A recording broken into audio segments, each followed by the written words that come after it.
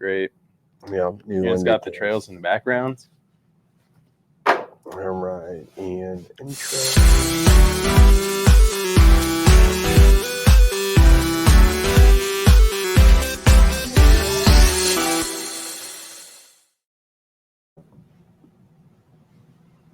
I just had a little belch as soon as we started. Good evening. Oh man, how's it going? I wasn't going to mention it, and then I realized I have a microphone on, so it probably didn't pick it up. I didn't hear it. We can take it out in post production. Yeah, we'll do that in post. So we're going to talk about the Marin Elroy this evening. We're going to do.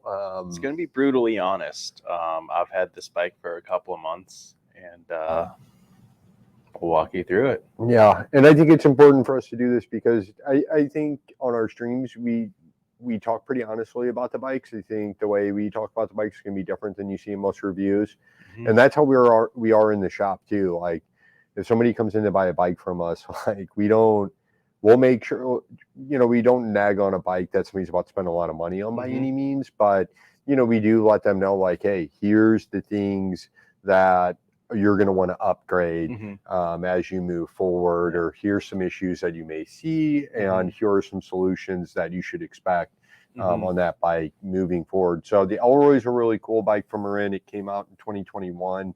I was really excited about the bike. A lot of cool buzz. It's a 29er. It's super slack. It's got 140 mil of travel on it, a 63.5 degree head tube angle. As of January 2022, the bike is $2,700 or $2,799, almost $2,800. Chromalli steel frame. Comes with nicest tires on it, and I'd say that's the highlights. Yeah, pretty much what drew me to this bike was it's super slack. And it's got a cool fork on it. I think that's the first thing that pretty much everyone notices about the bike. It has a Marzouki Bomber Z1 on it. It's a 36 mil stanchion fork. It's very similar to the base level Fox 36. It's going to have the same Grip 1 damper with the Evolve air spring and the spread adjust. It's just going to be able to adjust high and low speed compression and rebound together. It's not going to have the separate adjustment like on the Fox factory fork. It's not going to have the grip damper as well, or the floating rear front axle. The only difference is that it's going to have the crown differently from Marzouki, and it's going to have a little heavier material in the stanchions. Yeah, because that's one of the things that makes a Fox fork nice, is they use a really cool aircraft grade aluminum that makes their forks slightly lighter than everybody else's and still strong and perform well, including companies like RockShox. So they use, I own a bike shop, so I should probably know what aluminum it is, but I do know it's a higher grade of aluminum from Fox. Is it 7000 series? Or... Yeah, I don't. Yeah, it's one of them. It's probably an easy Goog, but we don't. If we could get more people to watch this show, then we could. We might know those. We could get. Well, no, we could have somebody sitting over there in the corner Googling things. That'd be good. Have a resource guy. Heck yeah, dude. But yeah, the fork, it's really solid. It's Marzouki's whole thing is that they offer you the same technology, the same reliability and stiffness, and you get the new 36 mil stanchions, you get all that fun stuff, the grip damper, you get all the high-end features from a Fox fork, but it's going to be at a more reasonable price. If you're not, their whole thing is you're probably not going to be racing on this fork or this bike, so you don't need the latest and greatest in the high and low speed separate compression and rebound adjustment, but it's a super solid fork that'll last you forever. I was super happy with it. I was going. You can. I noticed, like, the cassette perfectly hides me, which is really awesome. That's perfect. Except for my hands when I move them down here. And I was like, I can wave to myself. I'm up here. So that cassette, it's a Dior cassette. So it's a 1x12. Yep. Shimano. 1x12. Dior. Yep. So the lowest possible. The Dior 12-speed derailleur is $55 retail. Yeah. So just to be brutally honest, when I've run through this bike in the stand, and I've run through a lot of other bikes in the stand. We have a bike, the Trek Roscoe 6. It has a 10-speed Dior, and the 10-speed Dior shifts a little better than this 12-speed Dior. I do love me some 10-speed. It is my favorite drivetrain. But Yeah, and anytime we sell a 12-speed Dior, that is one of the conversations we have with people is like, oh, this bike's awesome. It has 12 speed, but right. But you have an upgradable platform. So if anytime you're buying a bike with Dior 12-speed on it, you need to know that you're gonna need to upgrade that to an XT. You know, with parts being harder to find, maybe you could go SLX, but really you need to go up to XT. So that needs to be factored in when you purchase a bike with 12-speed Dior, because 12-speed Dior simply does not ship well. Yeah, I bent my derailleur pretty quickly on, so I actually downgraded technically to an 11-speed SLX system, and that works wonders on this. Dude, I think the 12-speed Shimano Dior was probably the most disappointing product that I've seen launch since I've opened the shop in the last 4 years, because I was so stoked. It's the cool new body. It looks cool, it looks new, it looks high end, and that's about where it's a placeholder. And I mean, I think maybe Shimano knew that. I mean, with a $55 price point, especially for like younger riders and kids and stuff like that. Not saying they don't deserve nicer things, but they definitely are harder on things. So it's a bit more of a replaceable item at $55. Yeah. But I mean, even the XT, I think, is somewhere around like $90. It's not anything outrageous either. But it's, you know, if you're replacing a couple of them a year for a kid, it's a lot better to spend $55 and $90. That's for sure. Yeah. But it really does not ship well. It's, you know, they just don't stay in adjustment very well. What other issues did you notice? The clutch, it was there. I still got a lot of chain slap. It was not super consistent. And then my biggest gripe about this drivetrain on this bike isn't necessarily the fact that it's a Dior. It's the fact that it's not the correct chain for the drivetrain. So Marin spec'd it with a KMC 12-speed chain on a SRAM 12-speed system that would work just fine. However, this bike has a Dior 12-speed Hyperglide cassette. That means that the teeth on the cassette are specifically cut for a Hyperglide chain. This is not a Shimano Hyperglide chain. So if you run this chain for more than a couple miles, it's going to wear down the Hyperglide profile on the cassette, and you're going to lose the advantage of Hyperglide on the cassette. It's going to make it shift quicker, snappier, and more quietly. So this bike, it always kind of clings and clicks a little bit when you shift it, which for a brand new bike, it really shouldn't do that. So on my bike, I swapped it out to a proper Shimano 12-speed chain with the Hyperglide when I was still running the Dior setup, and that really fixed a lot of my issues with it. Yeah, and that's something to watch when you're looking at bikes. Marin did a lot of weird things in the last 2 years just to get bikes out there for folks. So, you know, I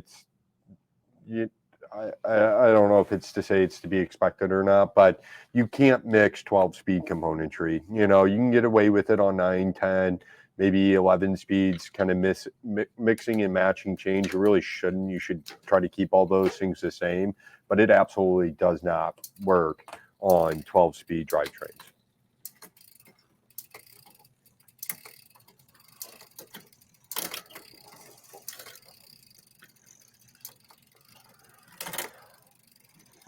You can hear a little clicking. It's not the smoothest of the gears for a brand new bike, but it does the job. I mean, personally, I'd rather have a, like for what I use this bike for riding some bigger mountain stuff. I've even taken this bike to Shepherd. I've had some people suggest that I throw like a 7-speed downhill setup on here, make it a little more durable, shift a little better, especially if you're not climbing up it. It'd be dope, but you're probably climbing on that bike. I thought about setting it up single speed, actually. Be a super cool bomb-proof bike for the winter. Cool. Don't have to worry about the linkage of a full suspension. Don't have to worry about the derailleur. Could really just toss it around. But you're on a steel frame. Yeah, it is a chromo steel frame. That is always nice. Yeah, and I mean, you know, and I'll say this because we do sell this bike, and I'll have no problem selling this bike to somebody with the proper expectations and with the expectations of like, hey, you're going to need to upgrade that Dior cassette, the Dior rear derailleur. You're going to need to upgrade your drivetrain to XT. You've got the micro spline on the wheels, so that's helpful. what was your experience with the wheel and what happened to yours? So these, it's a really kind of decent, I guess, would be a stretch. Wheel set. It's a stock wheel set. It is exactly what you as it would expect. The wheel set is one of the things that Marin kind of cheaped out on this bike. It does have some Shimano hubs, which is really nice. It's going to have the MT410. So of course, with that's going to come sealed bearings and a nice name brand behind it. So that's always nice. I'm not sure what rims they are. They are fairly wide at 30 millimeters, but it's not the strongest rim. I'll give you that. I had to upgrade my wheel set after having the bike about a month and a half to 2 months. You get really sandy. Yeah. And you rode it at Shepherd, Yep. which is big rock, Yep. So you're likely to destroy wheels. Yeah, I was jumping it. I was hitting drops. I was plowing through rock gardens with really no. I was just kind of sending it straight down the mountain, not really trying to avoid anything. And my rear wheel got a little womp in it. So I upgraded to a set of Bond Trigger carbon wheels, and those really helped out quite a bit. Made the bike a lot quicker and easier to pedal. Interesting. So if I did not have that rear wheel that got a little wompy, I would have loved to have 2 wheel sets for this bike. I believe that having 2 wheel sets for this bike would really make this bike a whole different animal. So you could have this wheel set up with the current downhill tires on it. It has a double down Assegai on the front and an Exo Plus Assegai on the front and a double down on the rear. So it has some super meaty, super slow rolling tires on it. So ideally you would have it set up like this for Shepherd, for bigger mountain chunky stuff, and then have a lighter weight, maybe a little narrower wheel set with some faster rolling tires, maybe some Ardents or even a Recon. And having a faster rolling tire on this bike would really make it pedal a lot better around local trails. So it would really kind of fix some of the downsides of the bike. Yeah. Yeah, that weight difference too. The Dior cassettes are really heavy, so upgrading the drivetrain to an XT is going to cut a ton of weight off that rear end. It's crazy the difference in weight between a Dior cassette and an XT cassette on those 12 speeds. So, you could, that's the wheels are fine. Upgrade the drivetrain probably. Forks fine. If you're an average rider, the wheels will last you fine. It's one of those things that if you're used to riding on an aftermarket set of wheels and you stick to a stock wheel set, you're really going to notice it's just not going to be as stiff. Points of engagement aren't going to be there. You're going to be wishing you had a nicer wheel set if you're used to a nicer wheel set. Wheels are always, I think, that's what I always tell people is the biggest upgrade is that you can do for your bike is a nice, a rear wheel, especially nice rear wheel. That's cool. All right, so the brakes, 4-piston, base level, kind of a little bit below your 4-piston Shimano. So the brakes work. They worked pretty well for Shepherd. It's going to have a 203 up front and a 180 in back. Pretty standard for some gravity riding. It's going to have a old school banana lever. Nothing too special up there. Don't even get any external adjustment. But it is a 4-piston Shimano disc brake, so it's not going to be the worst thing in the world. The only kind of weak point about it is that the brake line is routed on this down tube here and on the bottom of the bottom bracket. It leaves it a little susceptible to rocks. If your bottom bracket clips something or a rock comes up, you may get a puncture in your brake line. That is something that I had happen to me at Shepherd. Had to go down a run with no rear brake. That was not too fun. Dude, you're such a... I wish there was like a cool term like boomer for the younger kids. The problem is there's no one available. I'm a nerd. That's what it is. Okay, but no, it's so funny because internal bike routing is a somewhat new phenomenon over the last 4 years or so. And as a shop, it's very somewhat inconvenient to have to deal with internal cable routing and stuff like that. It's a lot faster if everything's externally routed. So we love it. Working on this bike was very easy. Right. It was super easy to all the cables, shift housing on. It just, you clip a couple zip ties, reroute it, throw a couple new zip ties on, you're good to go. But it is kind of ugly is the downside. Yeah. So maybe if you're going to go ride a gnarly, rocky, crazy place like Shepherd, just carry an extra rear brake with you. Bring an extra rear brake. Or alternatively, you could just route cables on top of the down tube. It's not going to look the cleanest, but it will function the best. So you broke a brake line on it. And then you did point out another weird thing, just at least with the production run of the Marin bikes that we got on the brakes, or on the Shimano brakes, the production run of the Shimano brakes. Something else. The rears and the fronts. They had different pads. Yeah, that was interesting when I took that apart for the first time. So the front is going to have a resin pad, and the back is going to have a semi-metallic pad. Do you think that's something Marin did on purpose? I'm not really sure about that. When you look up this brake, the Shimano MT420, it comes with a resin pad stock. When you look up this bike online, it says it comes with a resin pad stock. However, we have multiple of these Elroys on our floor with this same mismatched pad setup. So I'm not sure if it was a production issue, that they were just speccing it with what was available, or it was meant for a separate bike. But either way, it's pretty goofy. Dude, what really cool little 2020, 2021 nuggets that we get left with. That's kind of cool. Yeah. You don't you wouldn't see that on any other, it's just one of those, I don't know. It's a weird, I mean, obviously brake pads aren't going to last forever. So it's not like somebody 10 years from now is going to get to look at it and be like, oh dude, cool. That must've been a COVID era bike. But that would be cool too. This bike is also spec'd with a different sidewall on the front tire on Marin's website. It's spec'd with a double down tire front and rear. However, it only has a double down in the back. Yeah, so which I like. I think that was a little better for local conditions. However, something else to consider is that this front tire, since it is an Exo Plus, is going to be a Max Terra. That means it's going to have a little bit stiffer knobs on the outside than the rear tire, which is going to be a Max Grip. It's going to be a little softer rubber, and especially in the colder weather, it's going to grip quite a bit better when it gets cold. The stiffer rubber in the cold weather, it's not going to grip as well. That is something that I ran into with this bike with that tire. Flip the tires around, through the double down Max Grip on front, and especially in the colder weather, gripped a little better. Yeah, dude, it's same thing with cars. Winter rubber is really nice to have. You're going to notice a huge difference. I've always had multiple wheel sets for my vehicles for that very reason, because it only snows like 2 or 3 good times here. We get some freezing rain and some icy conditions. So I always like to have winter tires, and just general driving, even when it's dry out, having that softer compound from winter tires is so nice. Yeah. Not so nice in the summertime when it's hot though. Yeah. The only downside to the rear tire that it comes with is that since it is a Max Grip tire, it is going to have that super sticky compound. It is going to wear out pretty quickly in the middle of its center tread. Yeah.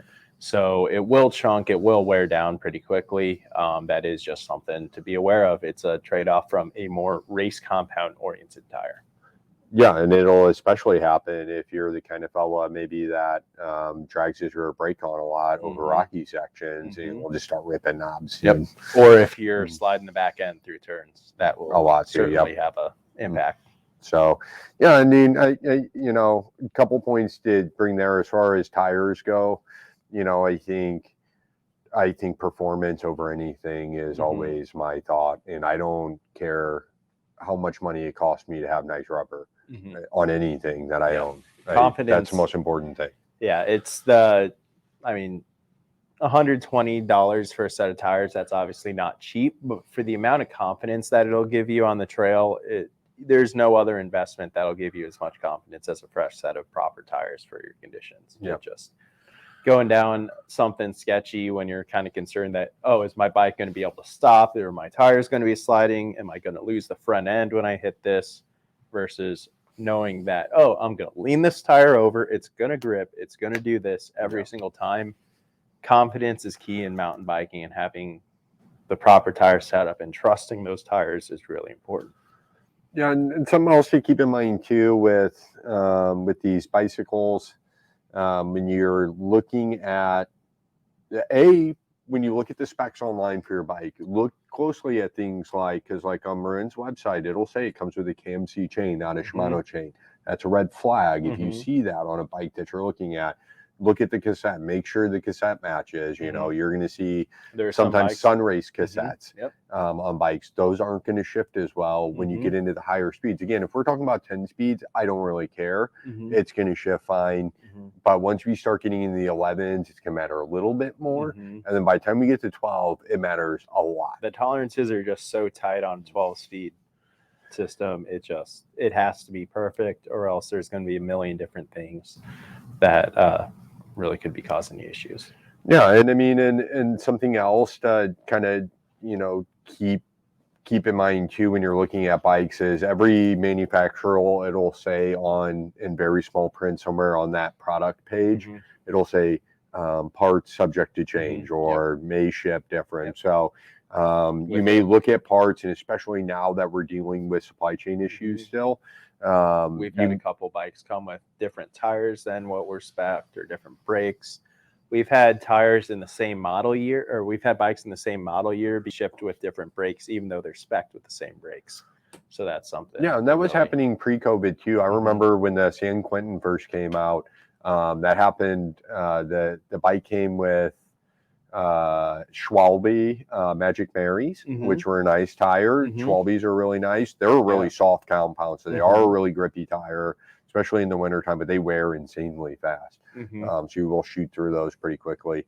But anyhow, I was happy to see those on the bike.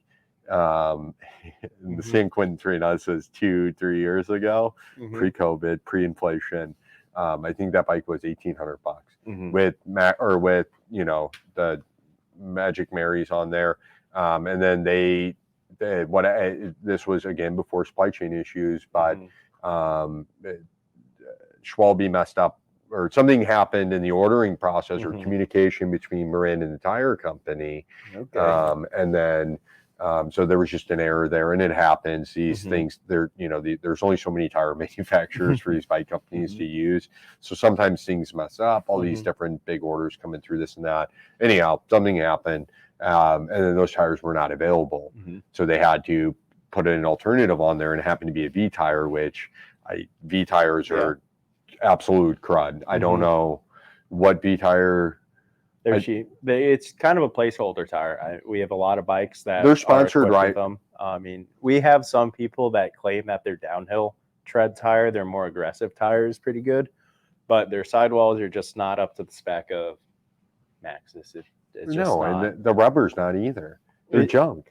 Not even their sponsored riders actually ride their tires, dude. Really? Dude. You kidding me? Nobody rides V tires. They are on there to keep price points of a bike down for you. So you're going to see them a lot on entry-level bikes, because if they put Maxxis tires on, your $800 bike now costs $1,100. So, you know, and tires, I think it's one of those, people always talk about touch points. That was always what people would tell me, is you always want to change your touch point. What about where the bike's touching the ground? Right. That's a big touch point. So, and that's going to depend on the type of rider you are, whether you want a big beefy tire, whether you want something fast rolling. So whether you need a downhill casing or not is a really big choice. Yeah. That a downhill casing is going to make the bike respond so much differently. It's going to be a lot slower to accelerate, but it is going to dampen rocks a little bit differently. It's just going to have a different feel to it. And I think the important thing to keep in mind here is, don't let things like seeing V tires on a bike or seeing that 12-speed Euro prevent you from being the bike, or don't make you think that bike now is not an option for you. It's just more of, see those things and understand that you're getting into something. Like, you're buying this bike, you're going to have to do this, this, and this to it. Like, there are very few bikes that on the market that most serious mountain bikers would buy off the floor and just hop straight to the trails. Most people are going to swap tires, swap grips, swap the bars, saddle, put on their favorite wheel set, all that fun stuff. I mean, I know people, my roommate switched the shifter, switched his brakes, switched the bars, tires, everything before he even got the bike on the trail. He just knows this is what he wants. You're not on camera. This is not what the bike has. Just going to be it. Dude, we need to get mics so we can communicate to people. Then I could be the producer. I'll step off camera and then I'll say something to you. I'll mute my mic. We can't mute. I can only mute both of our mics, so I can't just mute one of us. Like, if I'm getting tired of hearing you talk, I can't just mute it and be like, it's my turn. That's a bummer. Need the power. So we kind of got on a weird tangent about that, but yeah, it's going to happen. I would say with Marin bikes and really with and like on track, we had we had remedies come in, new 2022 remedies, and due to what was available, one colorway came with Shimano SLX brakes, the other one came with Shimano Dior brakes. So, and that's a $4,000 bike from one of the big three bike companies. So, again, those things are all subject to change. It's weird times right now. Bike companies are doing everything they can to get bikes out. Marin has done that a lot in the last 2 years. They did get bikes to market, and it was a terrible idea because we had bottom bracket recalls, all kinds of issues. I would hope that they've recognized that as well. And I don't know if anybody's really got a choice. Everybody's just trying to fulfill some demand. And now that I think, things are starting to normalize a little bit. It's going to take a little bit of time for the back end of things and the bike dealers to get caught up. Because you got to keep in mind, typically, bike manufacturers, they'll produce a certain amount of bikes in a year, and they have 20-30% left over at the end of the year, the kind of carryovers. And that's why you used to see bikes go on sale with manufacturers and things like that. Now, what happened, they obviously depleted their entire inventories. They didn't have that 20-30% of carryover that they're traditionally used to. So it's going to take some time for them to be able to build back up to those levels. So you're probably looking at a solid 3 more years before the bike industry kind of looks normal again. So a lot of things with your bike you really need to kind of plan forward with. And again, expect these kind of things to happen where bike companies are putting different parts on in order to get the bike to you, so you have something to ride. And then you can put on order that part. And something else to consider is that your local bike shop is likely not able to get the part you need. So we have had Shimano 12-speed chains on order for how long? How many months? Almost a year. Almost a year, and we haven't been able to get any. So, I would not be able to go. You would not be able to come into the shop, purchase this bike, say, hey, I want to do that chain upgrade that you guys talked about. Yeah. We would not have that chain in stock, unfortunately, just due to supply chain issues. We would love to have that chain in stock, and we ordered it over a year ago, but we still can't get it. We don't really have any ETA on those either. So, yeah, if you're running Shimano 12-speed and... make sure you find a spare. Yeah, if you find some, buy 5. Yeah. Buy a few. We have an abundance of GX chains. I had 400 of those arrive a few months ago. Yep. So we do have that. We can put those on bikes. But again, like you kind of discussed earlier, if you're running the wrong chain on your cassette, you're going to start causing some wear. You're going to start causing some issues. And when we start talking about like XT cassettes or something along those lines, if you have a higher end drivetrain, you're talking about, $150, $200 cassette. So that's something to keep in mind. Yeah, we do have 12-speed chains, but it's not going to be any better than the chain that's on here now. Yeah, hopefully we get them soon. Oh no, Shimano keeps blowing us back. It's the bike industry. The bike industry is a strange beast, and Shimano just built a new factory. That's pretty cool. So that'll help, but it takes time for that to, or maybe I'm not sure if it's actually completed building yet, but we're probably looking at a solid 2 years before we really start. Did you just choke down a yawn? Yep. A little tired. But yeah, Shimano, the Shimano family has built a new factory. But we really won't see the kind of added value with that for probably 2 years or so. Yeah, that's a bummer, especially since all these 12-speed products just came to the market. It's not like a bunch of retailers have a boatload of spares and stuff. Right. We have so many 10-speed items that we just have no need for, that we just have left over. But unfortunately, the same is not the case for 12-speed. 10-speed stuff, dude. Who likes that? And then overall ride of the bike, I think we've kind of gone through all the components of it. Do you notice the steel frame? Do you find that to be comfortable, make the bike nice and kind of smooth for a hardtail? It is the smoothest hardtail I've ridden. I'll give it that for sure. The seat stays here are super thin. They give you a little bit of compliance. It's supposed to be built-in compliance, so it dampens the ride a little bit. But with that being said, I got this bike as my first real nice trail bike. I really couldn't afford a nice full suspension enduro rig at the time, so I was able to settle with this. It is still pretty pricey though, but with that being said, it's not what it isn't. Don't buy this bike thinking it's going to be your one bike to do it all. Super awesome trail bike. It's not that. It's a very niche bike. It's a hardtail enduro bike. It's going to be able to slam down some chunky trails, but you're going to sacrifice a little bit in climbing ability. It's going to be so long and so slack. It's not going to want to go straight. The rear end's going to get caught up on stuff. But for what it is, it's a super sweet bike. I think whenever I ride it, I have to keep telling myself, it's cool for what it is. It is what it is. It isn't what it isn't. It's not going to be a replacement for your full suspension trail bike, but it is a cool bike to have as a spare. Take on some aggressive terrain, get your buddy into biking. So yeah, or winter riding. Yep. Winter riding is another really good point. Yeah, good bike to beat up. Yep. Heck yeah. And would you say that rear wheel getting caught on things because it's a little bit long had something to do with why you probably punctured that brake line on the bottom bracket? It could have been, but I don't remember getting caught up on anything. I know nothing hit my bottom bracket or chainring when that happened. Okay. It may have just been a rock flying up from my front wheel. I'm really not too sure about that. Big crazy rock, dude. But I know that I know for a fact that I didn't roll over something and have the bottom bracket clip. So that is interesting. So we've been live for 31 minutes. We talked about the Marin Elroy.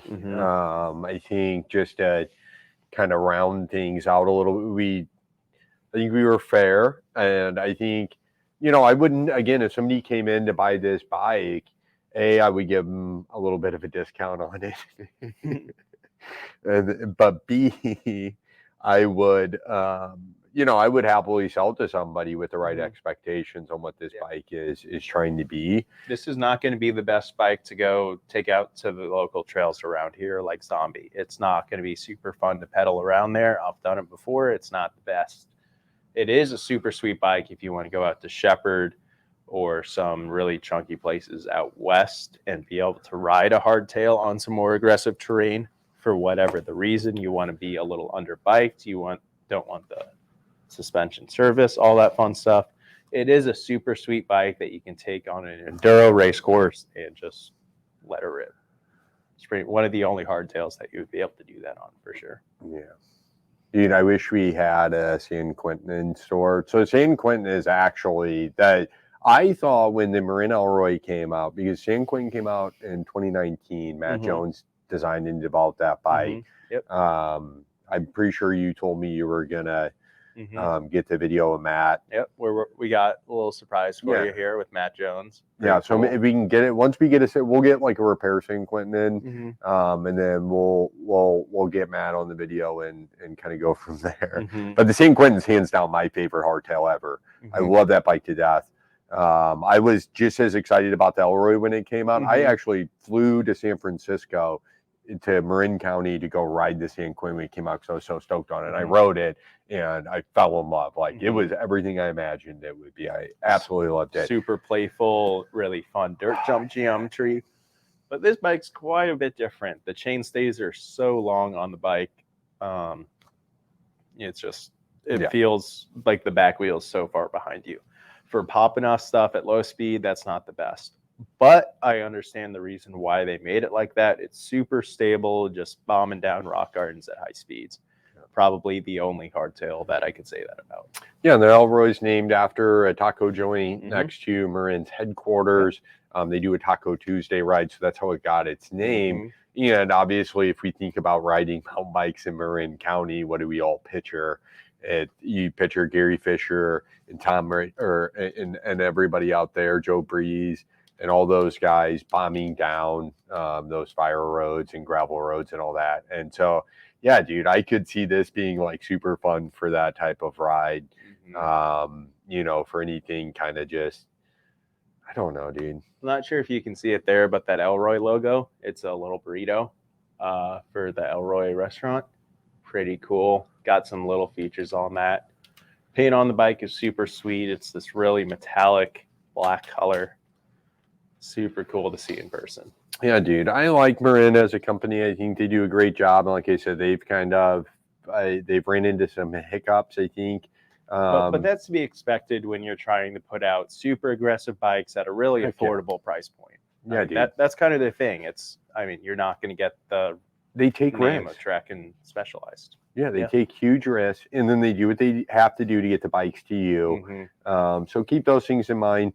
But yeah, it's like the San Quentin. That bike. I think why it blew my mind so much is because it's like no one was making a 27.5 slack hardtail at the time. It was like, this is the most ridiculous bike for nobody else was making something like Chromag had their steel version of it. It was a pretty cool bike, pretty similar. I'm not sure who was first there, but either or, nobody was kind of mass producing that bike. So really cool out of Marin. Marin's constantly taking risks and kind of innovating as much as possible. So really cool company. They're out of Marin County, California. They got good roots to them and nice folks that work there. So if you have a local dealer with Marin bikes, jump on them, but kind of know that the reason why, you know, the Rift Zone 1 or their entry level full suspension bike is under $2,000, it's because they put parts on there to keep it under $2,000. So you're going to need to upgrade those. So you can either do that by upgrading to a higher model, or know that if you're buying those lower models, there's going to be some shortcuts that we're taking to keep that bike more affordable for you. You're going to have, it's going to be cheaper at first, but you're definitely going to have to put more money into that bike once you get down the line, if you start riding it seriously. Yeah, and I've got my big Mountain Enduro shirt on. We can cut the Linda cam real quick here. Oh wait, no, Linda gets to stay in. So I got my BME shirt on. BME? I want to say BME. No, I did say it right. BME? Yep. So that's a cool race down in Ironton on Shepherd Mountain, which you talk about a lot. Like you like Shepherd. Shepherd's super fun, super chunky. They advertise it's the chunkiest and most technical riding between the Appalachians and the Rockies, which is going to be between Windrock and out west in Colorado. It's really lives up to the hype. There's a lot of pro riders there. If you follow motocross at all, you're going to be familiar with the last name of Villapoto. Tyler Villapoto, Ryan Villapoto's brother. He is into mountain biking now. He is on a race team, and he was actually out at Shepherd a couple months ago. It's pretty cool to see. Just one of the biggest names in off-road bikes, just shredding it out. Yeah, so if anybody's watching this not from the St. Louis area, they can go to the Big Mountain Enduro's website and get registered for that race. There's still spots open. The race for this year was awesome last year. They set up quite the event. The town of Ironton absolutely loved having the mountain bikers there. It's like this cool old-timey town. I'm trying to think of how to describe it for people not from Missouri. It's a really old, small town. There were Civil War battles there. There's old inns. There's old historic buildings. And the haunted stuff. The biggest store in town is probably going to be the Dollar General. There's a bigger store attached to a gas station that's got guns and sporting goods. Oh, okay. And it's a gas station. Oh man, that's a lot. That's a lot. And then there's an old nunnery that's got an ice cream place in it. Okay. And you can stay in the nunnery, and that's supposedly really haunted. There's a lot of haunted places. So if you're into haunted stuff, or maybe your spouse is really into haunted stuff, and you're looking for an excuse to go to a cool shuttle access, rocky, gnarly mountain here in Missouri, then that's really cool. And there's a ton of cool camping and Alpine rocks down there. It's Arcadia Valley. There's so many outdoors things to do. If you go down there for a long weekend, you bring your bike, you ride for a day, go with your family, spouse, friends, or anything. There's going to be stuff for everyone to do down there, whether they like hiking, rock climbing, swimming, boating, anything. There's going to be something for them to do down there. It's super fun. And dude, and I think it's I think Arkansas really focused, or Bentonville really focused on this kind of in the beginning when they were really pushing to get people there. But these towns like Ironton for Shepherd Mountain, they loved having DME there. Mhm. Everybody in town came out. Mhm. They had everybody in town. They had like a concert at night around the event. Everybody from town came. It's the biggest thing in that town every year. Yeah, some local kids the came biggest out, thing. and a kid was he was singing Eminem's Nice. from 8 Mile. You Mhm. know, my moment or whatever it is my Yeah. moment thing. Dude, it was awesome. He That's awesome. absolutely nailed it. It was so much fun. And then yeah, the Yeti pro teams out there. So Richie Rude raced. I'm sure that's happening again this year.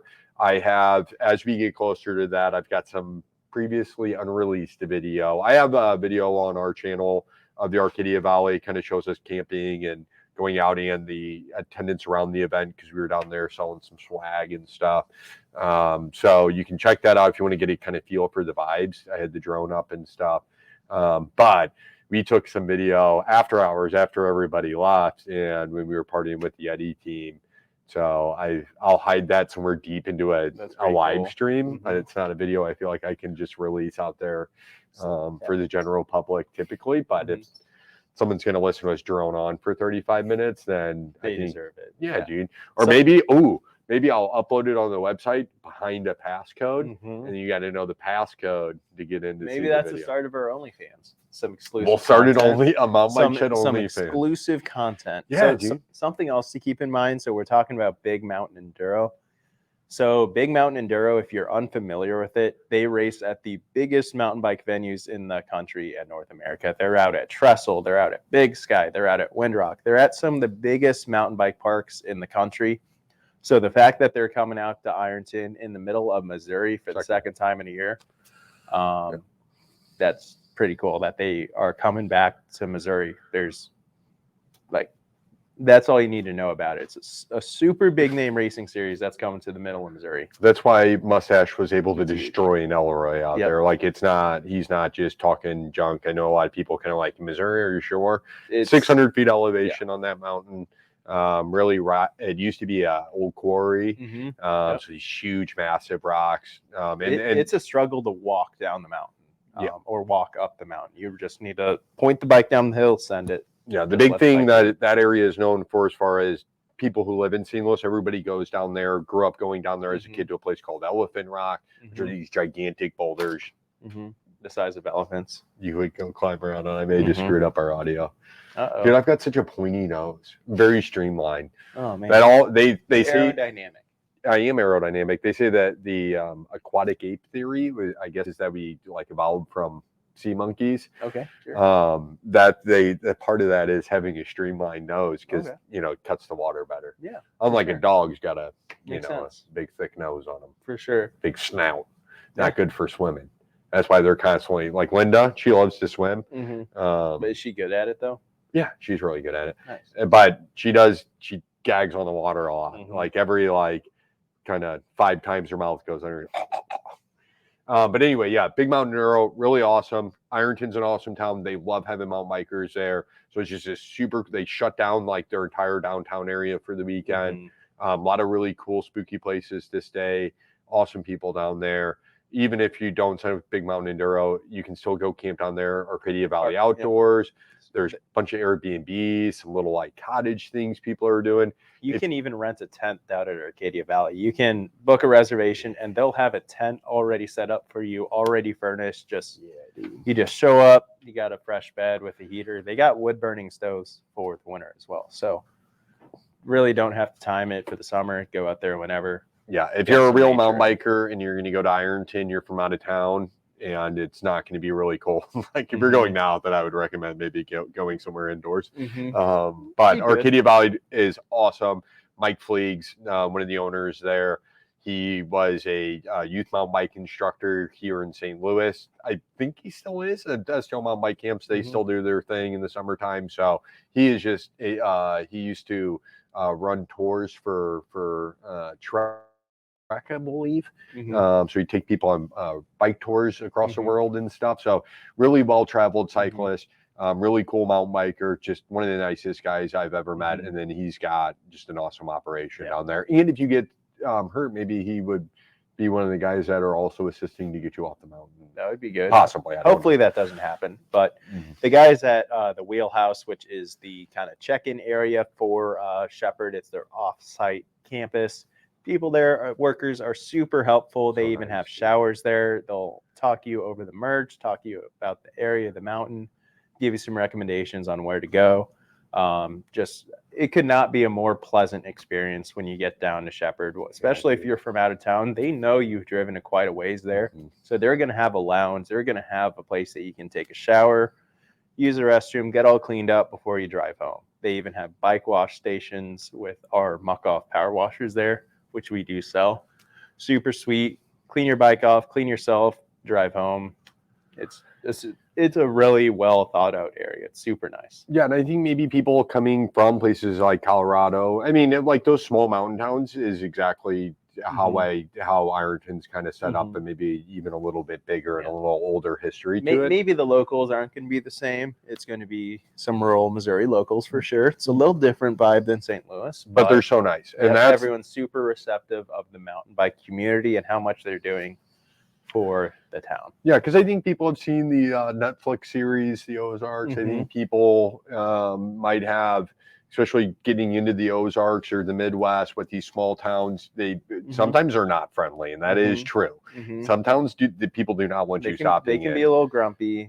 But that is not Ironton. That is not the Arcadia Valley there. You show up to Ironton and the restaurants, the hotels, they have signs that say "Welcome Mountain Bikers." Yeah, they know it's a big thing here. They know if you walk in, they'll know you're not from town. They'll know you're in from out of town, and they'll give you a really good experience. Yeah, because they know everybody's face in town that lives there. But that's the thing. Yeah, it's a super welcoming town, whether you're there on BME weekend or any other time, or just passing through, or just trying to hit that Elephant Rocks or something. Too. It's a nice but yeah, drive down. They love it, and it really means a lot to them. They invested in our community, so we should turn it back, return the favor, invest in the city. I mean, they spent a lot of money that they got. Yeah, they spent a lot of money to build this place for us. It's our little playground right in our backyard, so we got to help them out. And that came from the city's tourism fund, a fund that they got after there was a dam that was breached and destroyed their tourism. Huge flood. They got a lot of money from that, and they just decided to invest that in the mountain. Well, and they got the money because it needed to be earmarked towards tourism. So they spent that money specifically to get people from St. Louis, to get people from Chicago, to get people from Indiana, to get people from Kansas City, get people from Arkansas to come up, get a little taste of something different.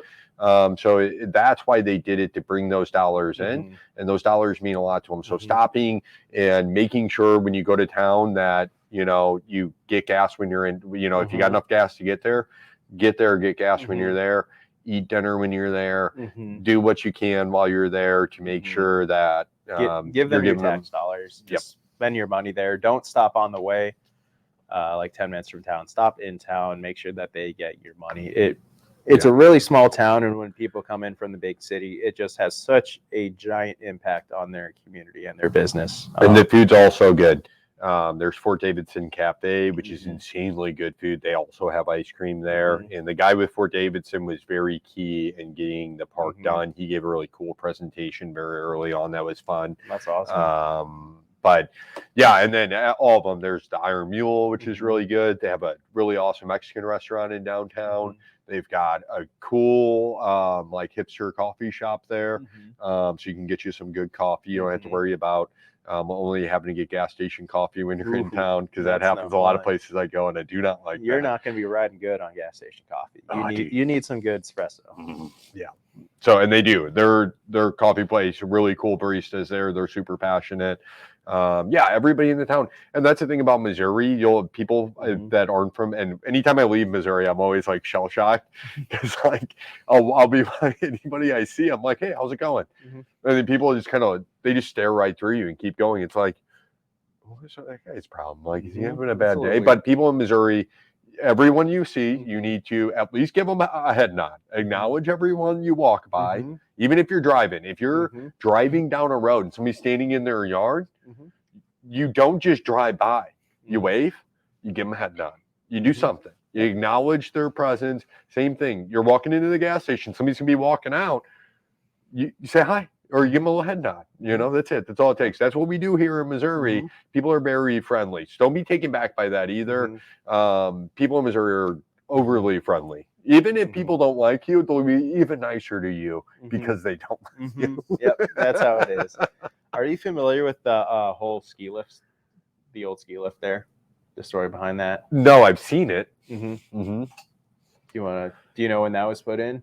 No. I think it was like the late 90s or something, but they put in a ski lift at Shepherd a number of years ago to try and make it a ski mountain. Evidently, that was not very successful. Didn't snow enough. Yeah, I don't know. Don't know, man.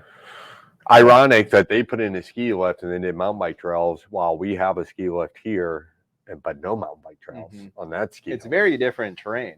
It is. Hidden Valley is very smooth, very grassy. Yeah, it used to be a golf course. One used to be a golf course and one used to be a quarry. Could not be more different. One's just full of rocks, one's smooth and grassy. Could not be more different. Where would you even ski down that mountain, dude? I don't know. I didn't see any paths that were cleared, so I'm not sure if it was a very big mountain. Sure. But sign up for BME. That's also going to be part of the Missouri Enduro Series. That's our local Missouri series. 2 of those races occur here in Eureka, about a mile from the shop. One's going to be the Chubb Trail Race or the Chubb Enduro, and then the other one's going to be the Greensfelder Enduro. So those 2 will be right here in Eureka. So again, cool place to stay in Eureka as well. We have a KOA. You can get a cabin there for $60 a night, or they have deluxe cabins for a bit more. Bring your own linens. Hotels in town as well. Yep, RV spots there at KOA as well. Yeah, we have a Holiday Inn, Six Flags, St. Louis, right on the next exit up. Again, about a mile and a half from the shop, and about 250 feet from Greensfelder. You got to go up a hill, so it's not really too. I mean, you could pedal there from the hotel. Yeah, you would want to drive up the hill, that quarter mile. But anyhow, the Holiday Inn's really dope. They think that's haunted as well. I think if you're into haunted stuff, you would really dig riding mountain bikes in Missouri, dude. I think Missouri's big into the haunted things.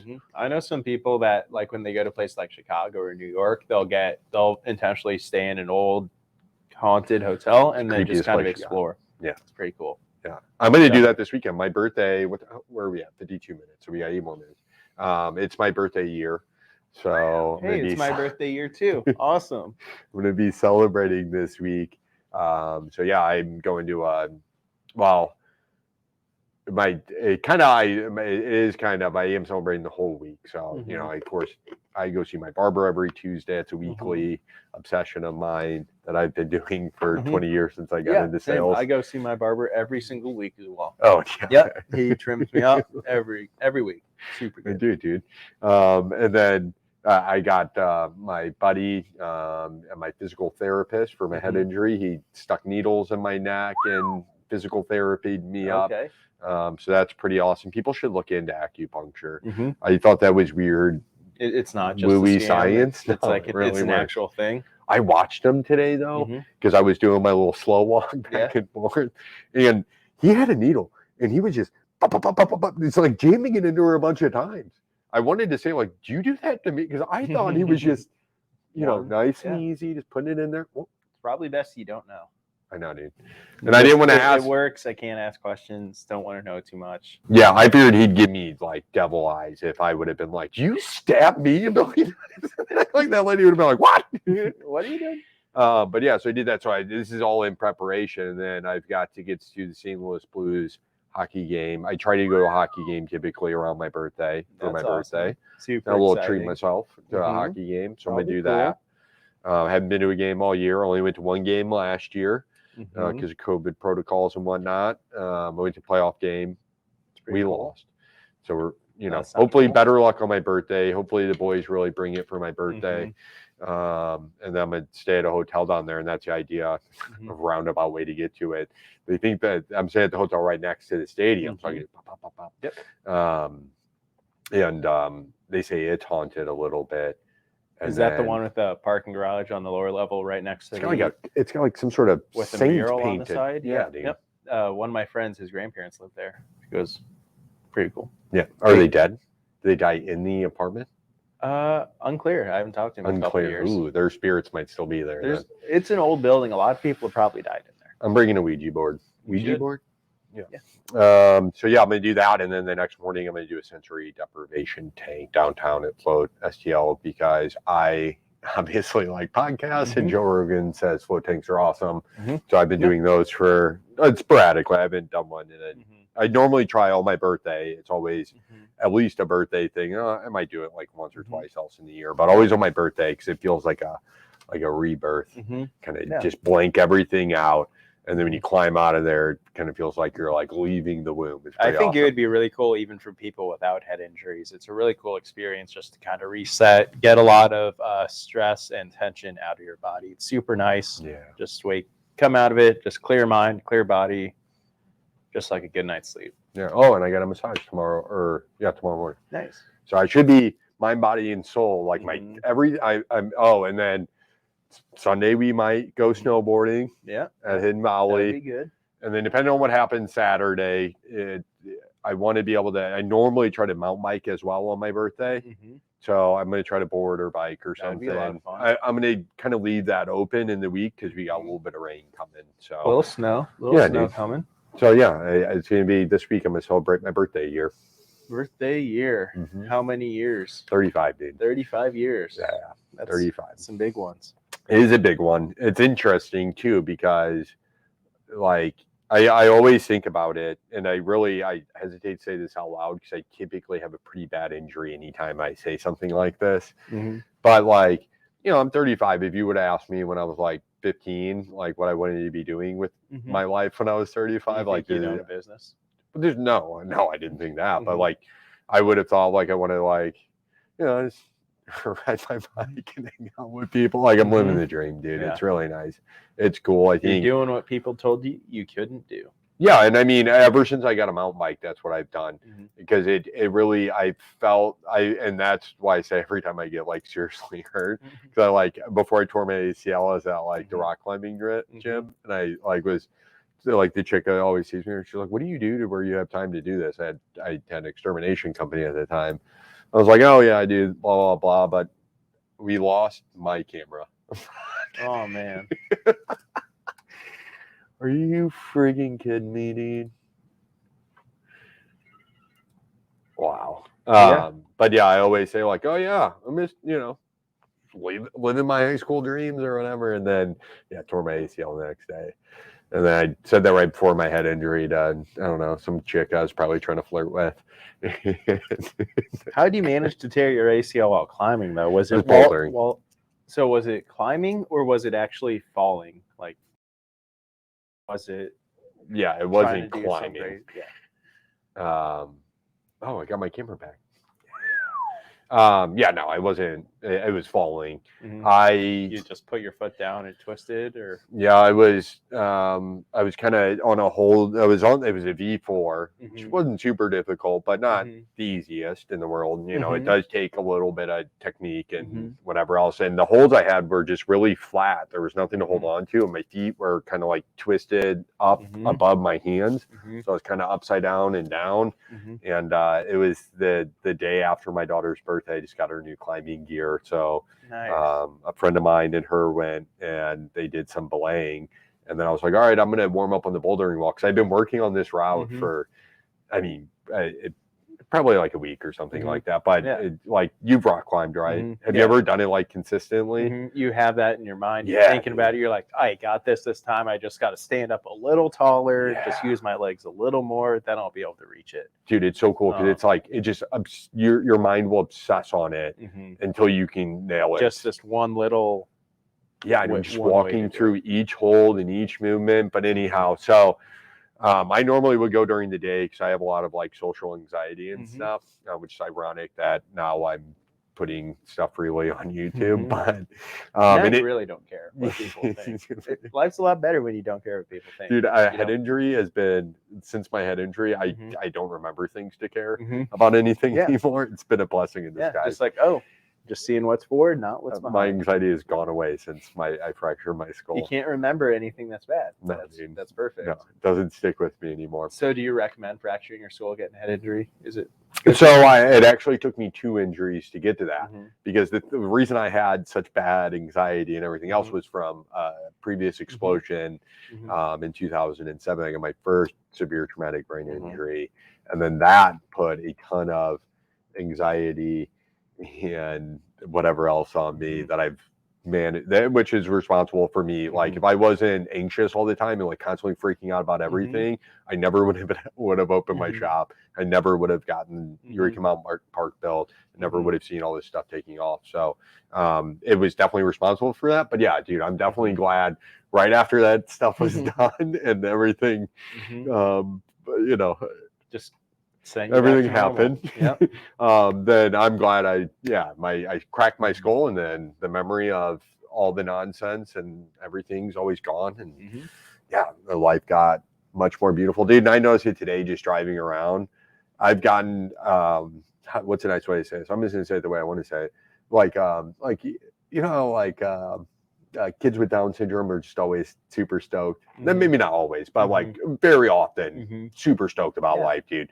I'm that way now. Like I'm so amazed by just like the most mundane stuff to where like I'll even catch myself doing. I'm like, oh yeah, normal people aren't going to get so stoked on like seeing this like vase downtown that they like put there for no reason. But like I know somebody really meant it, and like somebody's going to see this and really get some cool vibes off it. And then here I am 5 years later, seeing their thing. They're like, this is so awesome and so beautiful, whereas no one else notices. Definitely a perspective shift. Yeah, dude, huge. It's not. I mean, having head injury does a lot, but sometimes you get a new personality. Heck yeah, dude. Kind of fun to give life a little reset button. Yeah. Yeah, I'm like a hippie now. I love it. So, all right, that's the end. I like a hippie. I think we ended mean we started mean and ended nice. That's good. Yeah, dude. Real good.